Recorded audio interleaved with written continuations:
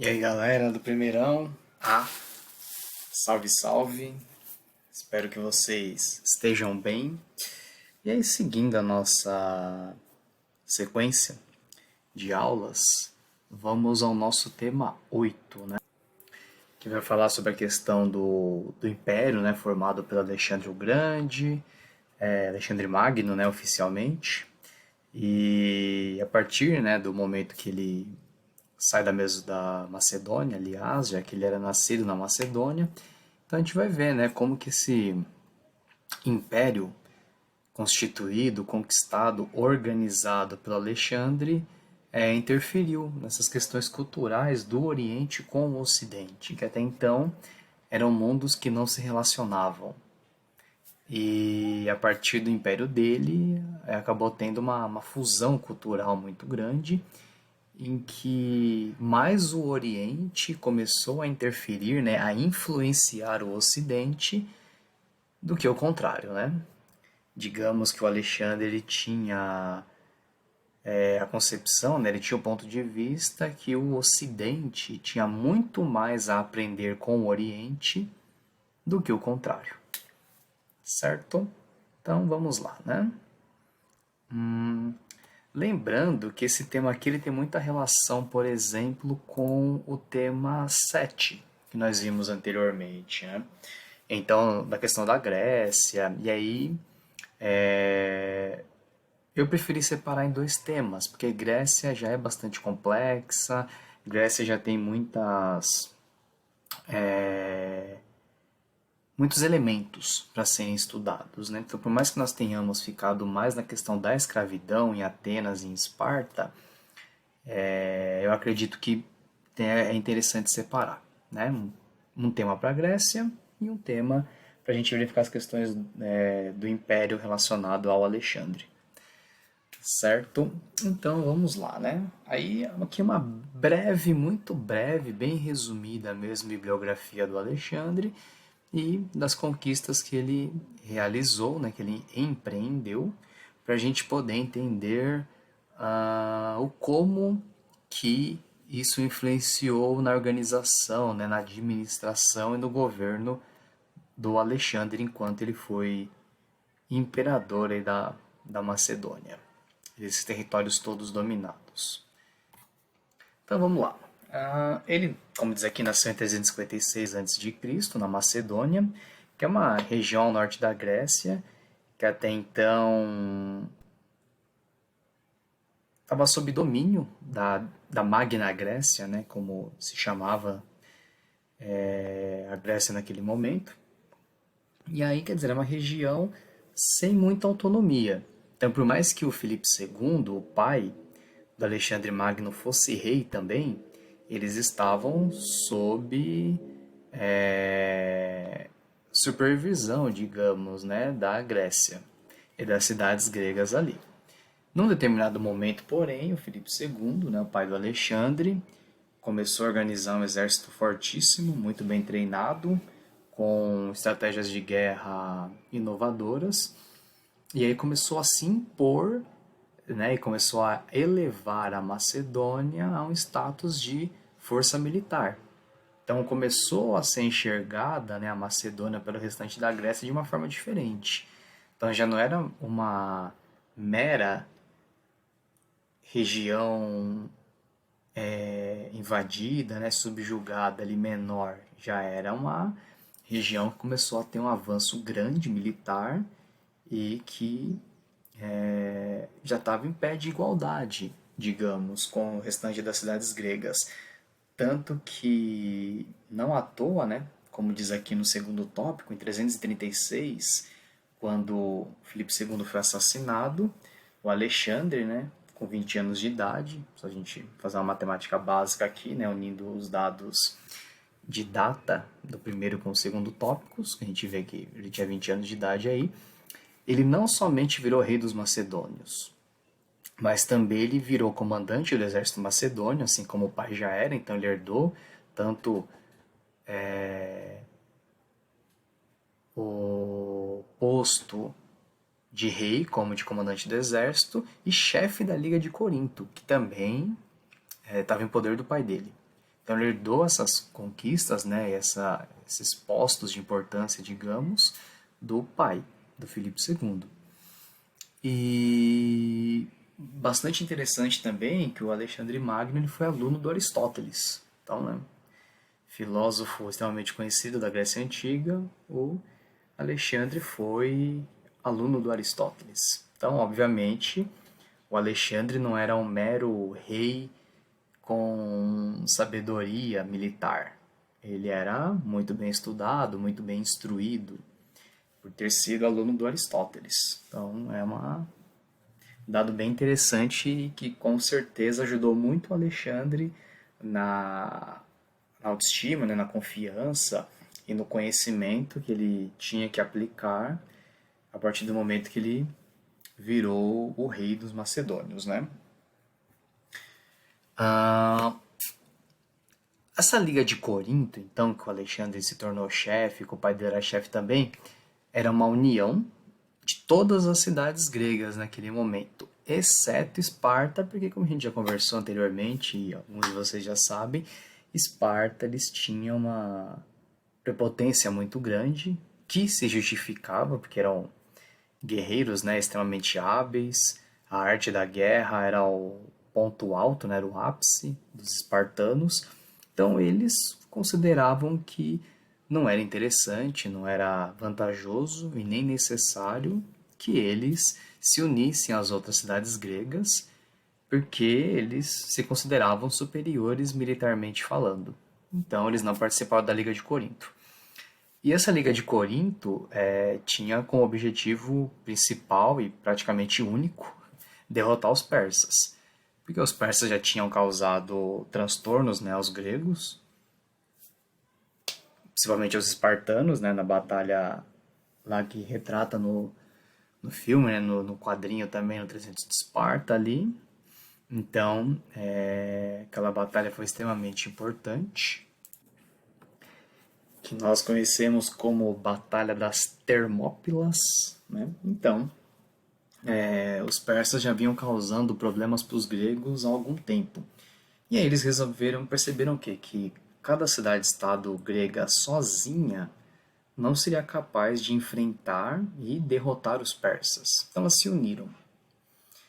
E além de derrotar os persas, obviamente, né, para acabar com esse tipo de transtorno que os persas causavam para os gregos, derrotando os persas, eles conseguiriam se expandir por Oriente e levar toda a influência, né, e o poder que os gregos tinham para o Oriente. Essa era a ideia. Só que até então ninguém tinha conseguido fazer isso. E aí quem conseguiu? Alexandre, não à toa apelidado de O Grande. Porque aí, né, a partir do momento que ele assumiu esses postos, né, de chefe da Liga de Corinto, de rei da Macedônia, de comandante do exército macedônio, ele partiu para diversas e quase que inúmeras conquistas de territórios, né? Então, primeiro derrotou os persas, e aí, inclusive, o território persa naquele momento incluía a antiga Mesopotâmia, que a gente já estudou, a Fenícia, que nós estudamos também. Eles dominaram, né, chegaram lá e tomaram o porto de Tiro, que era aquela cidade bastante importante, que hoje em dia, inclusive, é Beirute, no Líbano, né? Dominaram o Egito, e chegando lá, assim que a conquista do Egito foi finalizada, né, e colocada como definitiva, ele se fez coroar faraó, justamente para mostrar esse poder todo que a figura dele tinha, né? Então ele não se resumiu somente a conquistar e virar o rei também do Egito, né? Sendo macedônio, ele se fez coroar faraó. E a gente vai ver mais para frente que isso gerou uma série de problemas no Egito adiante, né? Alguns séculos posteriormente, inclusive até o governo da Cleópatra, né? Mas falaremos sobre isso mais para frente aí nos temas futuros, quando a gente chegar em Roma, propriamente dito. E foi até a Índia. Então, assim, era um território vastíssimo, gigante. A gente vai ver uma imagem sobre agora, né? Então, tá dizendo aqui, né, no primeiro tópico, nesses 13 anos que o Alexandre governou, foi pouco tempo, tanto que ele morreu prestes a completar 33 anos, né? Ele morreu com 32 anos ainda. Então ele teve 13 anos de governo, foi algo rápido, mas que ao mesmo tempo, né, foi possível que ele realizasse todas essas conquistas, né, e anexações de territórios ao território da Macedônia, que era minúsculo, e virou algo gigantesco. Então, vamos dar uma olhadinha no tamanho, né, do território. Era isso daqui. Então, quando ele saiu aqui da Macedônia, essa partezinha aqui no norte da Grécia. Na Grécia está aqui. E aí ele saiu aqui da Macedônia, né? Enfim, não foi necessário conquistar a Grécia, mas ele impôs o poder dele aos gregos. E aí atravessou tudo aqui, né? Chegou aqui até a Índia, como a gente está comentando, perto do Himalaia, inclusive. Veio aqui para o Egito também, né? Foi dominando algumas outras áreas aqui. Não foi uma parte da Mesopotâmia inteira, mas foi boa parte. Então pegou inclusive até a Babilônia. Aqui tinha Persépolis, né? Que era a capital do Império Persa, inclusive. E como a gente está vendo aqui, a partir do momento que ele foi dominando, ele foi fundando várias cidades com o nome de Alexandria, inclusive. Então ele pegou aqui, por exemplo, Alexandria, no Egito, que era a principal Alexandria entre todas. Mas aí tinha Alexandria aqui na região da atual Turquia. Aí tinha Alexandria aqui também, na Pérsia. Tinha outra Alexandria aqui também, chegando próximo da Índia. Tinha uma outra Alexandria aqui. Então, em cada região que ele foi dominando, ele foi colocando uma Alexandria. Mas por que, né? Tanta Alexandria assim? Justamente para ele ser lembrado. Para as pessoas não esquecerem quem dominava tudo aquilo ali. Quer dizer, tipo, quem manda em tudo isso. Então, né, tipo, quem manda na toda? O Alexandre. Então, Alexandria não era um nome à toa. O Alexandre, a gente vai ver um pouco mais adiante aqui na aula, ele tinha uma mania, né, de grandeza, de monumentalismos gigantescos. Então ele queria se fazer presente mesmo não estando. Essa era a ideia. E aí, como o Império, né, como a gente está vendo aqui, o Império pegou, né, Ocidente e Oriente. Então ele começou a incorporar ideias, práticas, como eu comentei lá no começo, na abertura da aula, e elementos da cultura do Oriente Asiático no Ocidente, na forma de governar dos gregos. O que não foi muito bem aceito, principalmente, né, no aspecto religioso, pelos gregos e os macedônios. Por quê? No Oriente tem muito essa ideia, por exemplo, do hinduísmo, também do budismo. Então, nesses locais, por exemplo, as divindades são seres humanos, né, teoricamente. E aí, os gregos e os macedônios não aceitavam isso, porque para eles nenhum ser humano podia ser Deus. Porque aí geraria uma questão de possível tirania, né, de uma questão de superioridade de alguns seres humanos em relação aos outros, né?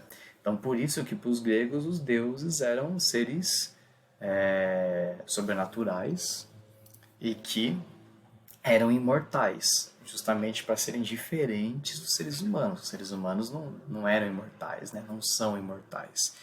Então, para os gregos e para os macedônios assimilarem e aceitarem essa fusão, né, cultural com o Oriente foi bastante complicado. Para o Oriente já foi muito tranquilo, né?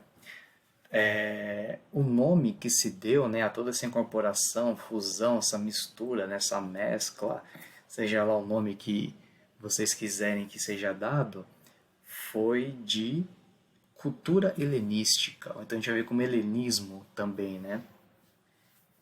Então, justamente que tinha uma cidade ali entre a Grécia Europeia e a Grécia Asiática, que era a Hélade. Então, a partir desse nome foi o helenismo, porque a Hélade justamente era a cidade que marcava, né, a passagem geograficamente falando mesmo, do Ocidente para o Oriente, ou do Oriente para o Ocidente também, vice-versa, né? Então, o nome que passou a se chamar foi de helenismo, né? E aí, a partir do helenismo, dessa fusão toda, então começou a surgir assim várias teorias, vários tipos de estudos diferentes que até então não se tinha, justamente por conta dessa separação. né? Então, o Ocidente ficava restrito somente ao conhecimento que se tinha no Ocidente, vamos dizer, e o Oriente somente no Oriente. Porém, o Oriente era extremamente rico, né, culturalmente falando, na questão de desenvolvimento de conhecimento, de filosofias, de estudos científicos, matemáticos. E a partir do momento que teve essa fusão do Ocidente com o Oriente, foi extremamente vantajoso para o Ocidente. Por mais que algumas pessoas, né, não tenham aceitado muito bem isso, foi de um ganho para o Ocidente assim enorme, né? Quase que imensurável. Então, por exemplo, aqui no terceiro tópico, né, surgiram novas correntes filosóficas, que já se tinha, né, várias correntes filosóficas dos gregos, só que era muito preso nessa cultura clássica grega. Então não saía muito daquilo, são ideias extremamente importantes, né, dos filósofos pré-socráticos, já em relação ao Sócrates, Aristóteles, Platão e vários outros. Aqui só falando dos mais conhecidos mesmo, né, dos mais famosos, vamos dizer. Mas essa assimilação de cultura do Oriente fez surgir também outras, como por exemplo o estoicismo, como está dizendo aqui, né? Eu não vou entrar aprofundadamente, né, em tudo, porque aí já é questão de filosofia, e senão nossa aula também vai ficar enorme, né? Mas tinha o estoicismo, que era essa a felicidade, né? O ser humano ter a felicidade como um equilíbrio, na verdade seria interior, acabou saindo errado aqui como anterior, né? Mas seria o equilíbrio interior, então a felicidade equilibrando a vida humana, né? O epicurismo, que é o prazer como base para a felicidade.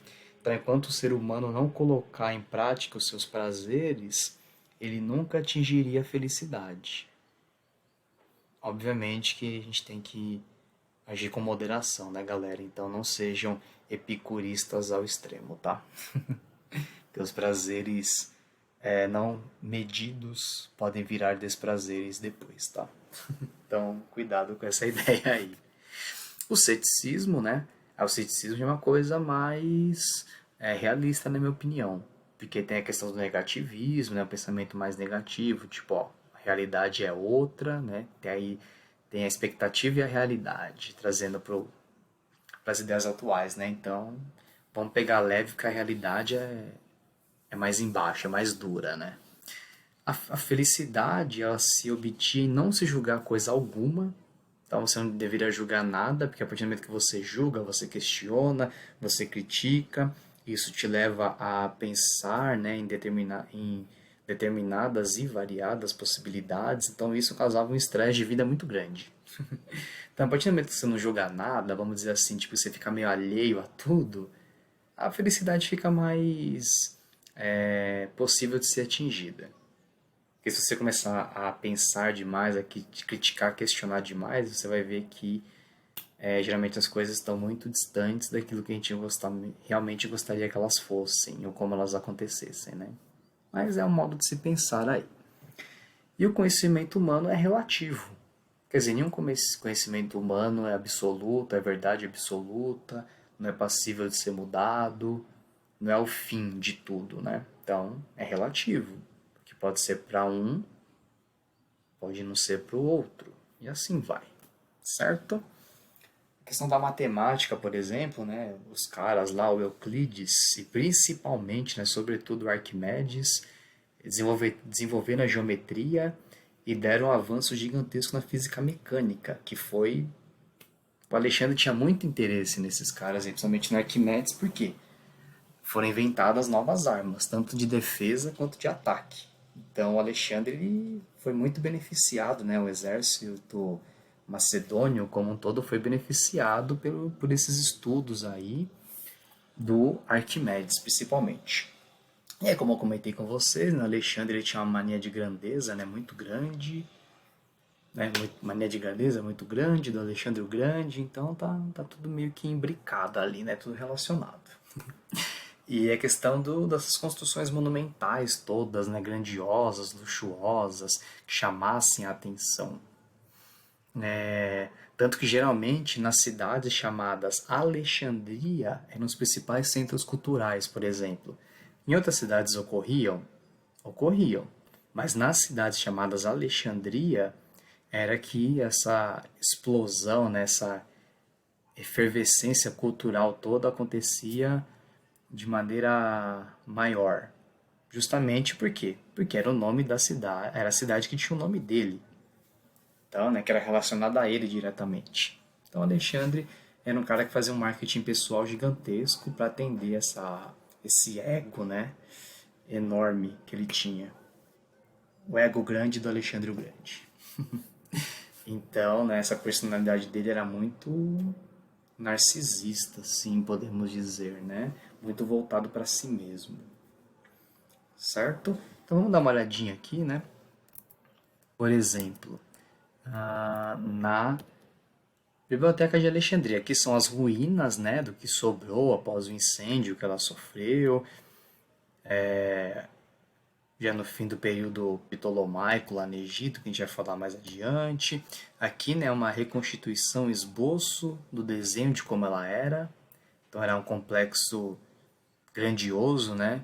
Enfim, para uma biblioteca muito grande mesmo, bastante extenso. E aqui é ela atualmente. Claro que não é no mesmo local, porque aqui se a gente tem as ruínas, não pode ser no mesmo local, mas eles reconstituíram na cidade de Mênfis. Aqui, né, um lugar bonito pra caramba, né? Então, nas margens aqui do mar Mediterrâneo, nas praias, né, enfim. E aí você tem aqui, né, a nova Biblioteca de Alexandria atualmente, né, que é uma forma de homenagear aquela Biblioteca de Alexandria anterior que existia. Então aqui é ela atualmente, certo? Então voltando aqui, quando chegou nos arredores da Índia, então, vamos pegar aqui, né, o mapa. Quando chegou aqui, é óbvio que o Alexandre queria ir mais adiante, ele não queria parar ali.